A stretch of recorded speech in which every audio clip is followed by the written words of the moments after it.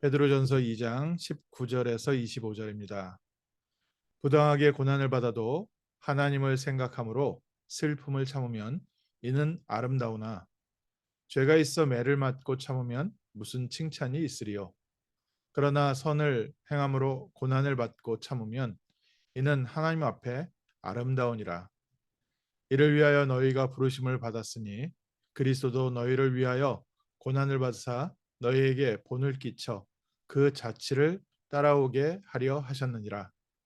그는 죄를 범하지 아니하시고 그 입에 거짓도 없으시며 욕을 당하시되 맞대어 욕하지 아니하시고 고난을 당하시되 위협하지 아니하시고 오직 공의로 심판하시는 이에게 부탁하셨으며 친히 나무에 달려 그의 몸으로 우리의 죄를 담당하셨으니 이는 우리로 죄에 대하여 죽고 의에 대하여 살게 하려 하심이라.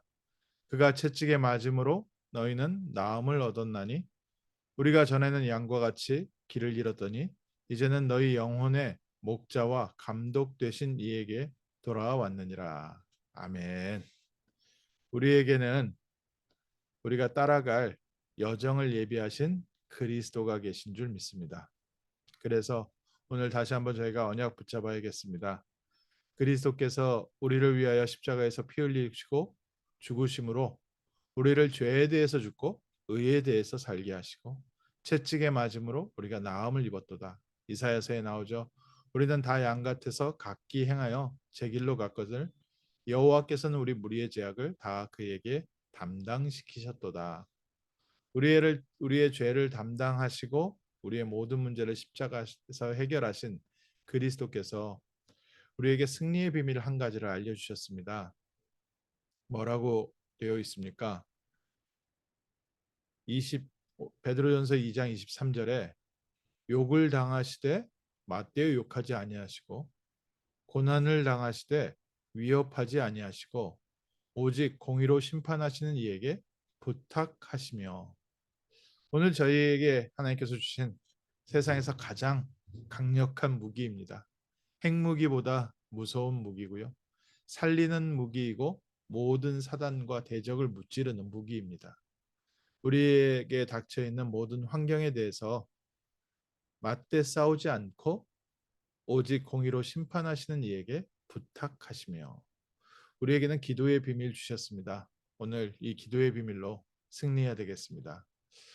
우리에게는 부당한 일, 또 억울한 일이 있을 수도 있습니다. 또 까다로운 자들이 우리의 상사가 되기도 하고 이때 당시에는 뭐 상전, 노예 뭐 이 정도 수준이 아니라 아예 인간으로 살고 있는 그런 귀족층이 있었고 물건처럼 짐승과 똑같이 취급을 받는 노예가 있었습니다. 근데 그들이 함께 교회를 다녔습니다. 그러니까 교회 안에 질서라는 게요. 많이 복잡했겠지요. 근데 그 중에 밑에서 이 노예로 생활하고 있는 사람들이 자기 주인에 대해서 어떻게 행동을 해야 됩니까? 어저께도 본 것처럼 범사에 두려워함으로 경외함으로 주인에게 순종하되 선하고 관용하는 자에게뿐만 아니라 또한 까다로운 자들에게도 그렇게 해라. 우리의 삶에 맞는 얘기, 틀린 얘기 다 있지만 그것을 욕으로 맞대서 싸우지 말고 또 우리를 위협한다고 해서 또 동일하게 위협하지 말고 오직 공의로 심판하시는 이에게 부탁하라. 하나님께서 우리에게 그리스도를 모델로 보내주셔서 그렇게 하면 어떻게 되는지 알게 하셨습니다. 빌립보서 2장 6절에서부터 11절에 보면 그리스도는 근본 하나님의 본체이시나 하나님과 동등됨을 취할 것을 여기지 아니하시고 오히려 자기를 비워 종의 형체를 가지사 사람들과 같이 되셨고 사람의 모양으로 나타나사 자기를 낮추시고 죽기까지 복종하시고 십자가에 죽으심이라. 그리스도께서 낮아지셨는데 우리 창세기 3장에 있는 인간의 육신의 모습까지도 낮아지시고 죄 없으신 분이 우리의 죄를 위해서 죽음까지 창세기 3장의 결과 십자가에 죽기까지 복종하셨는데 2장 9절에 이렇게 있죠. 이러므로 하나님이 그를 지극히 높여 모든 이름 위에 뛰어난 이름을 주사 하늘에 있는 자들과 땅에 있는 자들과 땅 아래에 있는 자들 모든 무릎을 예수의 이름에 꿇게 하시고 모든 입으로 예수 그리스도를 주라 시인하여 하나님 아버지께 영광을 돌리게 하셨느니라. 그리스도께서 십자가에서 피 흘려 죽으셨는데 하나님께서 그를 높여 세우셨다고 했습니다. 오늘 저희가 힘이 없어서 비굴하게 당하는 게 아닙니다. 또 우리가 힘이 있다고 해서 하나님의 뜻을 거역해서 내 뜻대로 사는 것은 아닙니다. 오늘 하나님이 우리를 인도하시는 중요한 여정에 저희가 인도받고 있는 과정입니다. 학교에도 보면요. 그 좀 친구들 괴롭히는 아이들 있지 않습니까? 특히 남자 학교는 그런 게 좀 심한데요. 이런 아이들이 등치 크고 좀 힘 있는 아이들은 안 건드립니다. 누굴 건드리냐면요. 좀 약간 힘없고 약간 좀 뭐 만만한 아이들 그런 아이들 건드리고 뭐 빵 사오라고 시키기도 하고 돈 뺏기도 하고 뭐 그럽니다. 그런데요. 힘이 없고 약하고 좀 얄밉게 구는데도 안 괴롭히는 애들이 있습니다. 누구냐면요. 부모님 빼기 빵빵한 친구들. 부모님이 누군지 알 때는 함부로 못 건드립니다. 우리의 배경이 무엇인지 아십니까? 우리는 천국 보좌의 배경 갖고 있고요. 그리스도의 배경 갖고 있습니다. 사단이 함부로 우리를 건드리지 못합니다. 그럼에도 불구하고 우리에게 일어나는 일은 하나님의 중요한 계획이 함께 성취되고 있습니다. 그래서 주 안에서 우리가 복종하는 겁니다. 주 안에서 우리가 섬기는 겁니다. 하나님의 중요한 계획을 두고 우리가 힘이 없어서 당하는 게 아니지 않습니까? 예수님께서 십자가에 못 박혀 죽으실 때 힘이 없고 연약하시기 때문에 십자가에 못 박혀 죽으신 게 아닙니다. 유대인들이 핍박하고 그 채찍을 때릴 때 거기서 벗어날 능력이 없어서 예수님께서 당하신 게 아닙니다. 어렸을 때 그 성경을 볼 때 예수님을 십자가에 매달아 놓고 바리새인들이 또 여러 사람들이 조롱하지 않습니까? 네가 진정 하나님의 아들이거든. 네 스스로를 구원하고 거기서 내려와 봐라. 근데 그때 예수님께서 묵묵하게 그냥 계속 계시면서 거기서 아무 힘 없이 돌아가십니다. 그때 이제 뭐 중고등학교 이럴 때죠. 왜 예수님께서 잠깐 내려갔다 올라오시지 않으셨을까? 잠깐만 내려왔다가 다시 올라가셨다면 이 사람들이 아무 말을 못했을 텐데. 그 멀쩡히 매달려 있다가 잠깐 내려와서 너희들 봤냐? 하고서 다시 올라가서 이제 피 흘리셨으면 됐을 텐데 왜 그때 그거 증명 안 해주셨을까? 라는 안타까운 마음을 어린 마음에 가져봤는데 예수님께서는 그 모든 것을 누구에게 맡기셨다고요? 모든 공의로 심판하시는 하나님께 부탁하셨습니다. 우리에게 억울하고 답답한 것이 있다면요. 오늘 우리에게는 우리의 배경 대신 성삼위 하나님이 계십니다. 그래서 우리가 하나님 앞에 놓고 기도하는 겁니다. 하나님이 살아계시기 때문에 우리 하나님 믿어야 됩니다. 하나님께서 언제까지 참으시겠습니까? 주의 뜻이 이루어질 때까지 우리가 그리스도를 누리면서 기다리는 겁니다.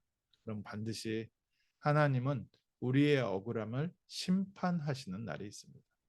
하나님은 모든 삶을 계산하는 날이 있습니다. 빌립보서 2장에 이렇게 돼 있잖아요. 하나님께서 그를 지극히 높여 모든 이름 위에 뛰어난 이름을 주시게 하셨다. 이거에 대해서 야고보서 4장에는요. 이렇게 돼 있습니다. 4장 10절에 주 앞에서 낮추라 그리하면 주께서 너희를 높이시리라. 우리가 사람들 앞에서 내가 살았다, 나 인정해달라 하는 것이 아니라 우리는 그리스도 예수의 부름받은 하나님의 종으로서 주 앞에서 사람들 앞에서 먼저 겸손할 때 하나님께서 너희를 높이시리라. 내가 높아지려고 내가 지지 않으려고 내가 그 사람한테 낮아지지 않으려고 몸부림쳐봤자요. 계속 부딪힙니다. 왜냐하면 하나님의 시간표가 있었어요. 또 하나님의 뜻이 이루어져가는 과정이기 때문에 저희가 하나님 앞에서 낮추는 겁니다. 나중에도 또 보겠지만 베드로전서 5장 6절에도 이렇게 되어 있습니다. 그러므로 하나님의 능하신 손 아래서 겸손하라. 때가 되면 너희를 높이시리라. 오늘 저희의 환경과 모든 것을 두고 우리에게는 뭐가 있습니까? 하늘 보좌의 배경이 있습니다. 우리의 모든 것을 아시고 심판하실 심판주가 우리에게 있습니다. 그러기 때문에 하나님의 완전한 계획을 믿고 우리는 오늘 겸손함으로 하나님 앞에 따라가는 겁니다. 그래서 사람과 대적하지 않고 사람을 살리는 자리에 다른 사람과 경쟁하지 않습니다. 우리는 먼저 가겠다고 하면 먼저 가라고 합니다. 왜 그러냐? 우리에게는 천국 보좌의 배경이 따로 있기 때문에. 하나님의 배경이 우리에게 있는데도 불구하고 천국 보좌의 배경이 있는데도 불구하고 왜 우리에게 답답하고 어려움이 있습니까? 그곳에는 분명히 하나님의 뜻이 이루어져가는 여정이 있습니다. 그래서 하나님의 여정을 바라보며 우리는 믿는 믿음으로 우리는 따라가는 겁니다. 오늘 우리를 위하여 십자가에서 모든 문제 해결하시고 우리와 성령으로 함께 하시는 그리스도께서 우리를 넉넉히 승리하는 길로 인도하신 줄 믿습니다. 세상에서 너희가 핍박을 당하고 고난을 당하고 어려움을 당하나 담대하라. 내가 세상을 이기었노라. 승리하신 그리스도께서 우리와 함께 하시며 우리에게 승리의 길로 인도하십니다. 오늘 다시 한번 눈을 열어 능하신 하나님 손께 맡기고 우리는 그리스도와 동행하는 승리의 발걸음 되시기를 주님의 이름으로 축원합니다. 하나님께서 속히 우리의 신원을 들어주시고 하나님의 계획이 우리 눈앞에 보이는 것처럼 나타나는 중요한 응답의 시간이 있을 줄 믿습니다. 하나님 감사합니다. 저희에게 구원의 축복을 주시고 그리스도 예수 안에서 날마다 승리의 길로 인도하심을 감사합니다. 사람과 싸우고 세상과 싸우는 것이 아니라 우리 불신앙과 싸우고 사단의 영적 전쟁에 승리하는 증인 되게 하옵소서.